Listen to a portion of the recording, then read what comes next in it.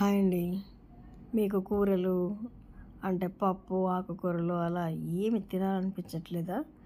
మీకు నోటికి పుల్ల పుల్లగా, కారం కారంగా అలా పచ్చళ్ళు తినబుద్దవుతుందా? అయితే ఇలా ఈజీ ప్రాసెస్లో మీరు చక్కగా టమోటా చట్నీని చేసేసుకోండి. సూపర్గా ఉంటుంది.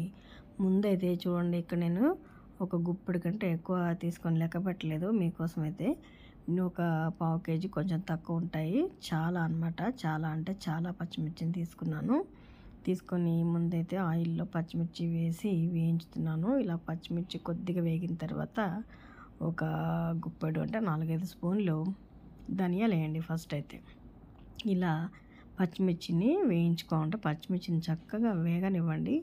మంచి దాంట్లో ఉన్న కారం అంతా కొంచెమైనా తగ్గి చక్కగా వేగాలన్నమాట. అలా వేగిన పచ్చిమిర్చిని అండ్ ధనియాన్ని తీసి పక్కన పెట్టుకోండి. ముందైతే ఒక మిక్సీ జార్ తీసుకోండి. అందులోకి పచ్చిగా ఒక గడ్డ వెల్లుల్లి రెబ్బలు తీసేసుకోండి. ఒక గుప్పెడన్న తీసుకోండి. తర్వాత పచ్చి జీలకర్ర వేసేసుకోండి.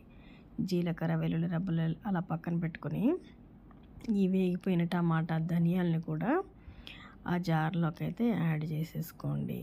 ఇవి కొంచెం చల్లారనివ్వాలి. ఇప్పుడే మనం మిక్సీ వేయకూడదు. ఇక్కడ నేను పావు కేజీకి కొంచెం ఎక్కువగానే ఉన్న టమాటాలను అయితే తీసుకున్నాను. టమాటాలు కూడా ఎక్కువ ఉండాలి, ఎందుకంటే పచ్చిమిర్చిలు చూసారా ఎన్ని వేసానో. దానికి తగ్గట్టు మీరు ఎప్పుడైనా ట్రై చేస్తున్నప్పుడు పచ్చిమిర్చి కొన్ని కారంగా ఉంటాయి, కొన్ని నార్మల్గా కారం తక్కువ ఉంటాయి. అలా చూసుకొని పచ్చిమిర్చి కారం ఉంటే కనుక ఎక్కువ టమాటాలు, అలాగే కొంచెం తక్కువ కారం ఉంటే కనుక కొంచెం తక్కువ టమాటాలు వేసుకుంటే సరిపోతుంది. సో ఇప్పుడైతే నేను ఇక్కడ పావు కేజీ పైన తీసుకున్నాను కదా, ఇవన్నిటిని పొడుగ్గా కట్ చేశాను. ఎందుకంటే ఎలాగో ఉడుకుతాయి కదా, దీనికోసం నేను ఎక్కువ టైం చేయలేదు. ఒక్కొక్క దాన్ని 4 పీసెస్ అలా కట్ చేశాను. ఇదే ఆయిల్లో ఈ టమాటాలన్నింటినీ వేసుకున్నాను అనమాట. అయితే ఈ టమాటాలని బాగా మెత్తగా ఉడకనివ్వాలన్నమాట. ఇప్పుడు ఈ టమాటాలు అయితే దీనికి పులుపు సరిపోదు కాబట్టి కొంచెం ఒక చిన్న నిమ్మకాయ సైజ్ అంతా చింతపండు కూడా తీసుకొని టమాటాల్లో వేసేయండి. టమాటాలతో పాటు చింతపండు కూడా ఉడికిపోతుందన్నమాట.